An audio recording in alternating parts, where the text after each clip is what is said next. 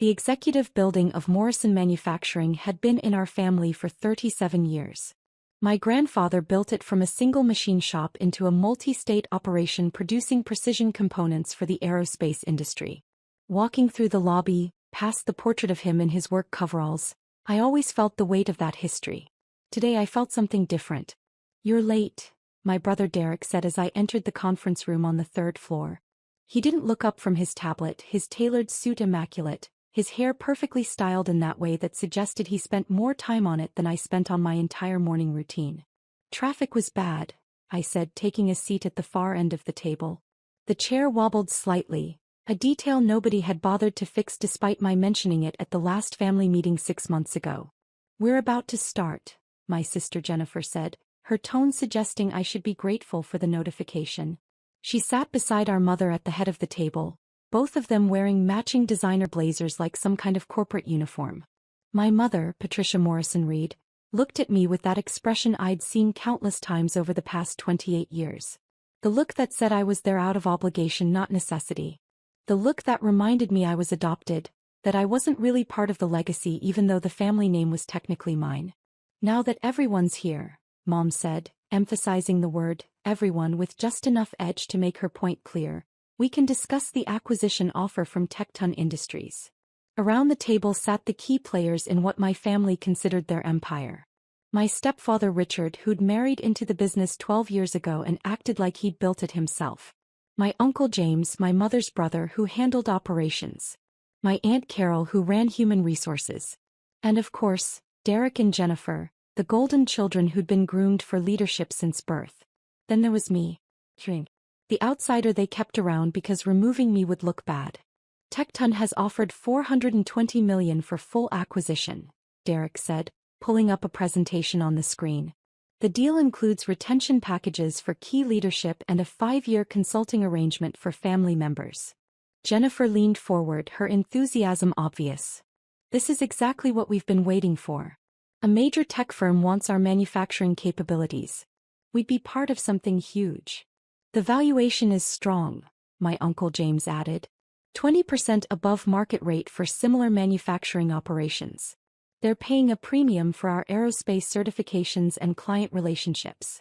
"I've already spoken with our attorneys," my stepfather Richard said. "The deal structure is solid. We can close within 90 days if we move quickly." Mom smiled, the kind of smile that came with champagne and celebration plans. "This represents everything Dad worked for. A legacy that extends beyond our family into the future of advanced manufacturing." I listened quietly, watching the presentation slides change. Revenue projections. Integration timelines. Retention bonuses for executives. It was all very professional, very polished. It was also incomplete. "The board has already given preliminary approval," Derek continued. "We just need family consensus to move forward with the formal acceptance." "Family consensus," I said, speaking for the first time since entering the room. Everyone looked at me as if they'd forgotten I could talk. "Yes, Adrian," Mom said with exaggerated patience. "We make major decisions as a family. That's how Dad wanted it." "Even though I'm not really family," I said. The room went silent. Jennifer's expression tightened. Derek looked uncomfortable. My Aunt Carol suddenly found her phone fascinating. "That's not what I said," Mom replied, her voice cooling several degrees. "But there's a difference between being legally part of this family and understanding the business. Between having your name on the papers and having actually contributed to building something." "I see," I said. "You work in quality control," Richard said as if explaining something to a child. "That's important work, but it's not strategic. You don't have the background to evaluate a $400 million acquisition." "I've been here 7 years," I said. "In quality control," Jennifer repeated. "Checking measurements and reviewing inspection reports. That's not the same as managing client relationships or understanding market dynamics." "We're not trying to exclude you," my Uncle James said, though his tone suggested exactly that. "We just want to make the decision efficiently, without unnecessary complications." I nodded slowly. "And by family consensus you mean everyone in this room agrees?" "That's right," Mom said. "Everyone who's actually involved in running the company. The real decision makers." Only real family makes decisions here, she added, looking directly at me. She stood and closed the office door, as if that would somehow make her next words more authoritative. People who've earned their place through contribution, not just through paperwork. Derek smirked. Jennifer's expression matched his. I nodded quietly, accepting the dismissal for what it was. My mother's phone rang, the sharp sound cutting through the suddenly tense atmosphere. She glanced at the screen, irritated. It's David Chin, our CEO. I should take this. She answered, putting the phone on speaker. David, we're in the middle of the family meeting about the Tecton acquisition. Can this wait? David Chen's voice came through clearly, professional but strained. I'm afraid it can't, Patricia. We have a significant problem with the acquisition. Mom's expression shifted from irritated to concerned. What kind of problem? I just received notification from our corporate attorneys that the Tecton merger has been rejected by our majority stakeholder. The deal cannot proceed without their approval, and they've formally declined to grant it. The room went absolutely still. That's impossible, Derek said. We are the majority stakeholders. The family owns 78% of the company. That information is incorrect, David said carefully. Or rather, it's outdated. Your family collectively owns 29% of Morrison Manufacturing. The majority stake is held by a separate entity. My mother's keys, which she'd been holding, dropped onto the table with a metallic clatter. What are you talking about? We own this company. My father built it. We've always been majority owners. That was true until approximately 5 years ago, David said. At that time, a private investment firm called Axiom Holdings began purchasing shares through various private transactions. The purchases were all properly documented and filed with the corporate records, but they were structured in a way that didn't trigger consolidated reporting requirements. Richard grabbed the phone. Who owns Axiom Holdings? There was a pause on the other end. When David spoke again, his voice was even more careful. That information is contained in the corporate filings, but I think it would be better if we discuss this in person. I can be there in 20 minutes. Tell us now, Mom demanded, her composure starting to crack. Another pause. Axiom Holdings is wholly owned by Adrian Morrison Reed. The silence that followed was so profound I could hear the air conditioning humming through the vents. Derek stood up so fast his chair rolled backward. That's insane. Adrian doesn't have that kind of money. Where would he get the capital to buy 50% of a manufacturing company? 71%, David corrected quietly. Axiom Holdings currently owns 71% of Morrison Manufacturing. Jennifer's face had gone pale. This is a mistake. Some kind of clerical error. It's not an error, I said quietly. Everyone turned to look at me. It's accurate. I own 71% of the company through Axiom Holdings. I've owned majority control for 3 years now. My mother sat down slowly as if her legs wouldn't support her anymore. How? Grandfather's trust, I said. When he died, he left equal trusts to all his grandchildren. Derek got one, Jennifer got one, and I got one. They matured when we each turned 25. That trust was $2 million, Derek said. You can't buy 71% of this company with $2 million. You're right, I said. But $2 million can be invested. Can be grown. Grandfather set up my trust differently than yours. Yours were liquid assets, immediately accessible when you turned 25. Mine was invested in a growth portfolio managed by his personal financial advisor, with instructions that it couldn't be touched until I was 25, and then only for securing my future in the family business. I pulled out my own tablet and connected it to the conference room display. Financial documents appeared on the screen. By the time I turned 25, that trust had grown to $42 million. I used it as collateral to secure loans, which I used to begin purchasing shares in the company. Every purchase was legal, properly documented, and filed with the corporate records. Why didn't we know about this? My Uncle James demanded. Because nobody looked, I said simply. Every transaction was in the public corporate filings. Every share purchase was documented. Every change in ownership structure was recorded properly. You just never thought to check who was buying because you assumed nobody outside the family would be interested in acquiring shares. You lied to us, Jennifer said, her voice rising. You've been pretending to be some low-level quality control worker while secretly buying the company out from under us? I didn't lie about anything, I said. I do work in quality control. I've been there for 7 years, learning every aspect of how this company operates. What products we make, which clients we serve, where our processes work and where they fail. I never pretended to be anything other than what I am. Mom found her voice, though it came out strained. You deliberately deceived us. Working in that department, acting like you were just another employee. I am an employee, I said. I'm also the majority owner. Those things aren't mutually exclusive. Richard pointed at the financial documents still displayed on the screen. Where did you get the money for the loans? 42 million wouldn't be enough to acquire 71% of this company. You're right, I said. Which is why I didn't acquire it all at once. I bought shares gradually over 5 years. As the company grew and the share value increased, I used the appreciation in my existing holdings as collateral for additional loans. Each purchase increased my ownership stake, which increased my collateral capacity, which enabled larger purchases. I switched slides showing the timeline of acquisitions. 5 years ago I owned 0%. 4 years ago 12%. 3 years ago 34%. 2 years ago 53%. Now 71%. The family sold you those shares? My Aunt Carol asked, speaking for the first time. Some of them, I said. Derek sold me 8% 3 years ago to fund his venture capital investments. Jennifer sold me 6% 2 years ago for her real estate projects. Uncle James sold me 4%. Aunt Carol sold me 3%. Various other minority shareholders sold me their stakes over time. Derek's face had turned red. You manipulated us. You knew we needed capital for other investments. I made fair offers for shares you were willing to sell, I said. Every transaction was at market rate or above. You all made money on the sales. You just didn't bother to ask why I was buying because you didn't think it mattered. Because we didn't think you'd be stupid enough to sink all your money into this company, Jennifer snapped. It wasn't stupid, I said calmly. Morrison Manufacturing is a well-run, profitable company with strong client relationships and solid growth prospects. It was a smart investment. The fact that you all viewed it as something to cash out of when you wanted money for other projects tells me you didn't value what we have here. My mother's hands were shaking as she reached for her water glass. So you've been sitting on majority control waiting for what?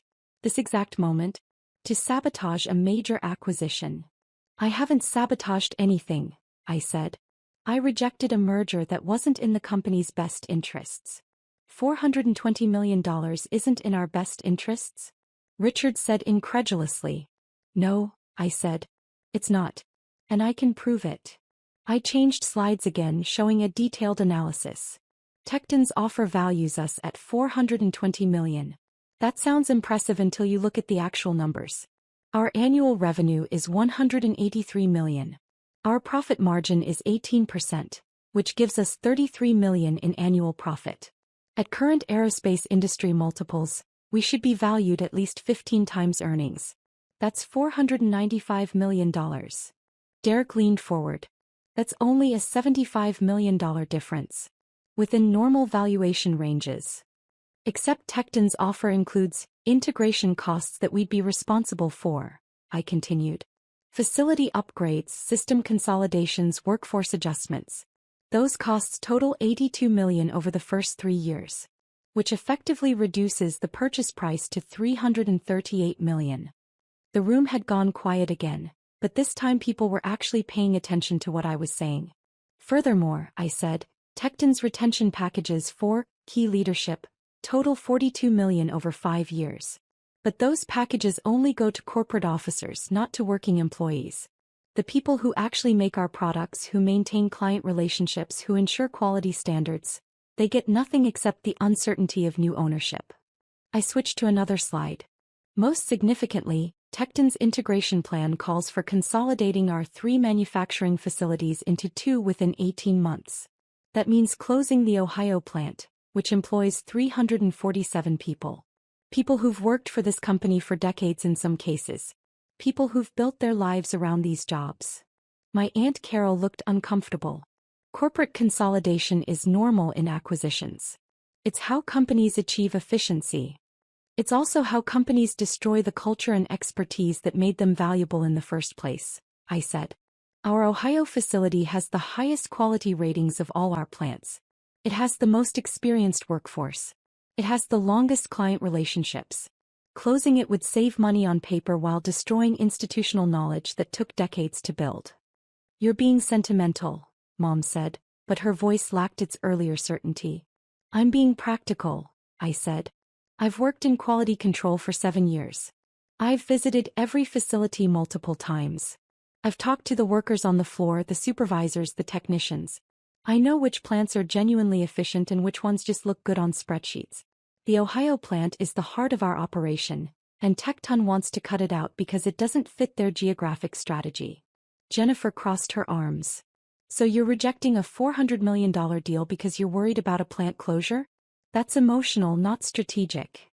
I'm rejecting an undervalued deal that would harm the company's long-term prospects while enriching executives at the expense of workers, I said. That's not emotional. That's understanding what actually makes this company valuable. David Chen's voice came through the phone again. We'd forgotten he was still on the line. If I may add something, Patricia. Adrian has been raising these concerns with me for the past 6 months. He's requested detailed operational analyses, client retention studies and workforce impact assessments. His objections to the Tecton deal are well documented and thoroughly researched. Mom stared at the phone. You've been discussing this with Adrian? Behind our backs. I've been discussing it with your majority shareholder, David said carefully. As the CEO, I have a fiduciary duty to keep the principal owner informed of major corporate actions. Adrian has that right. We're the family, Richard said, his voice tight. We're supposed to make these decisions together. With respect, David said, family sentiment doesn't override corporate governance. Adrian owns 71% of the company. His approval is legally required for any major transaction. That's not optional. Derek stood up, pacing now. This is insane. You can't just reject the deal because you think the valuation is low. Tecton isn't going to negotiate. This is their final offer. Then they can keep it, I said. Morrison Manufacturing isn't for sale at that price. You're costing us millions, Jennifer said, her voice rising to almost a shout. This is the opportunity of a lifetime and you're throwing it away because of what? Pride? Some misguided loyalty to factory workers. I'm protecting the company, I said. And yes, I'm protecting the workers who actually make it function. The people you've never bothered to meet or talk to because you were too busy having lunch meetings and attending industry conferences. My mother stood up, her composure finally cracking completely. How dare you? I built this company with your grandfather. I've given my life to this business. And you, adopted out of charity when you were 3 years old, have the audacity to tell me I don't care about it. The words hung in the air like smoke from a gun. There it is, I said quietly. Adopted out of charity. Not real family. Not someone who actually belongs here. That's not what I meant, Mom said, but her face showed she knew exactly what she'd meant. It's exactly what you meant, I said. It's what you've all meant for 25 years. I'm the outsider. The one who doesn't really belong. The one who should be grateful to even be in the room. I stood up, gathering my tablet. Well, here's the reality. I'm the majority owner of this company. I have been for 3 years. Every major decision made in that time should have had my approval. Want to know how many times you consulted me? 0. How many board meetings I was invited to? 0. How many strategic planning sessions included me? 0. Because you worked in quality control, Derek said desperately. You never indicated you wanted to be involved in management. I own 71% of the company, I said, letting the words hang heavy. My involvement isn't optional. It's legally required.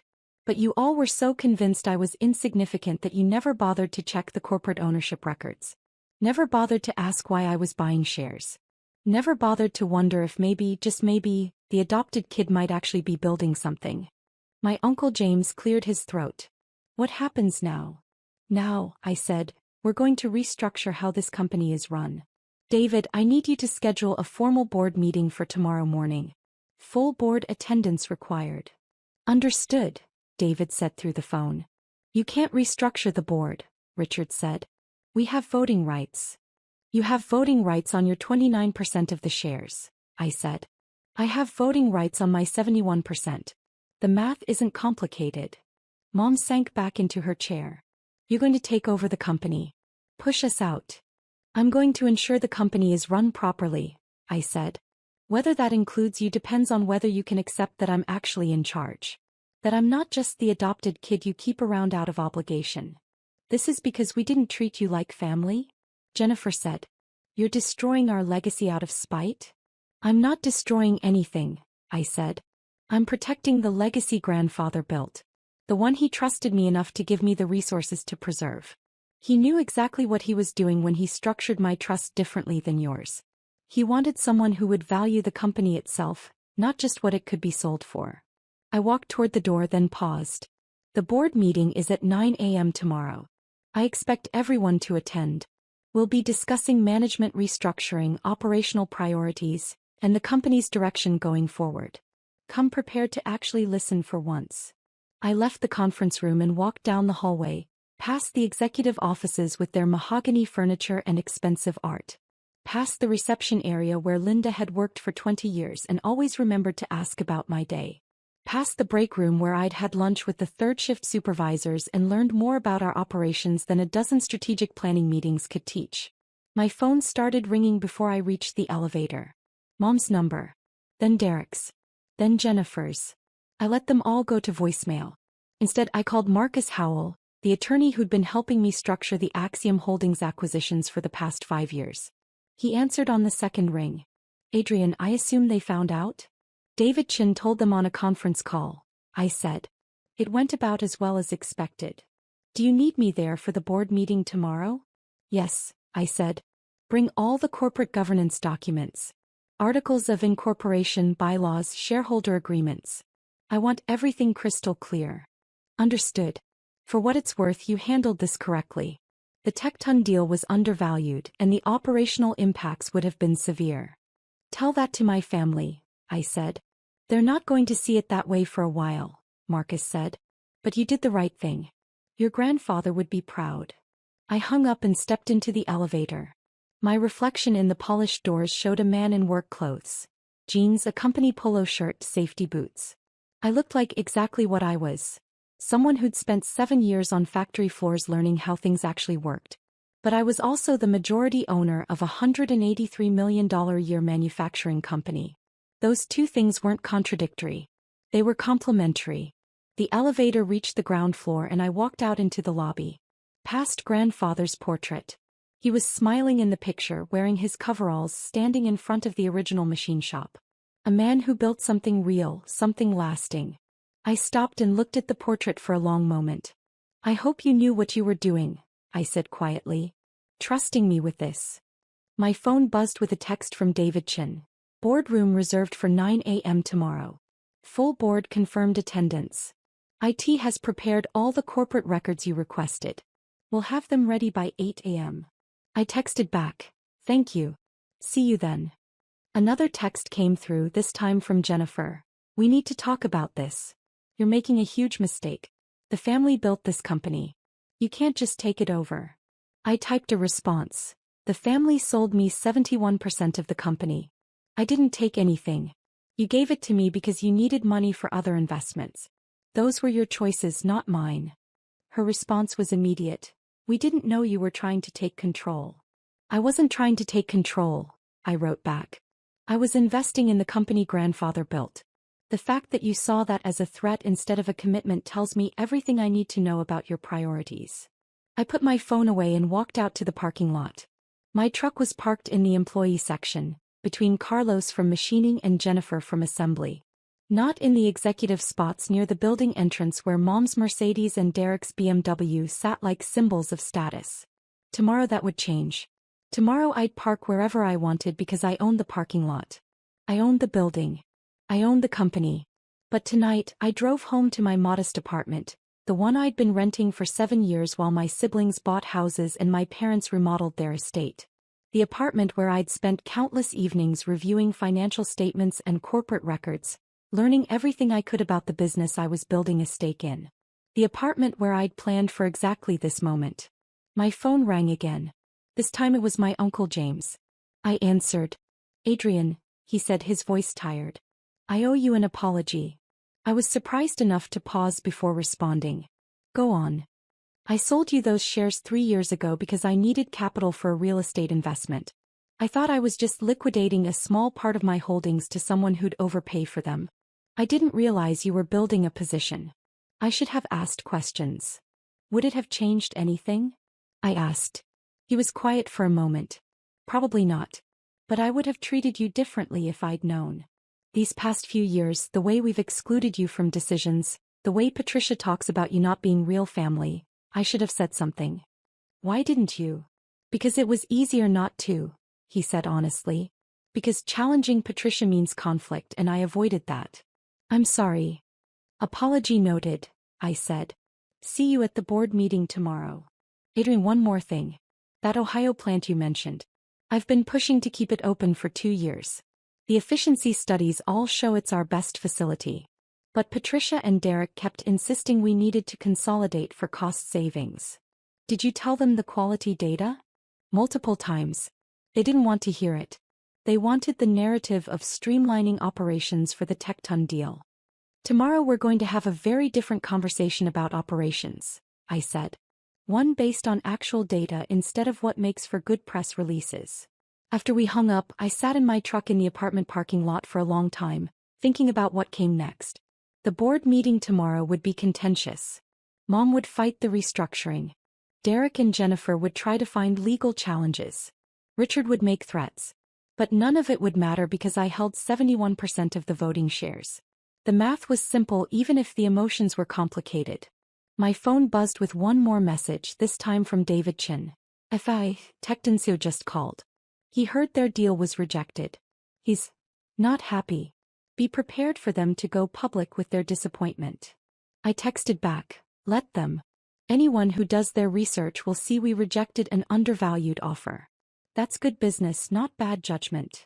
I looked up at my apartment building at the modest windows of my second-floor unit. Tomorrow I could afford to live anywhere. A mansion like my mother's. A penthouse like Derek wanted. Anything I wanted. But I'd stay right here in this apartment, because moving wasn't about money or status. It was about remembering where I started. About staying connected to reality instead of getting lost in executive office symbolism. My grandfather had worn coveralls to work every day, even after the company was worth millions. He ate lunch with the workers. He knew their names, their families, their concerns. I was his grandson in the ways that mattered, even if some of the DNA wasn't shared. And tomorrow, I'd start proving that the adopted kid they'd dismissed as insignificant understood the business better than any of them ever had. The real family, my mother had said, made the decisions. She was right about that. She just hadn't realized I was the real family all along.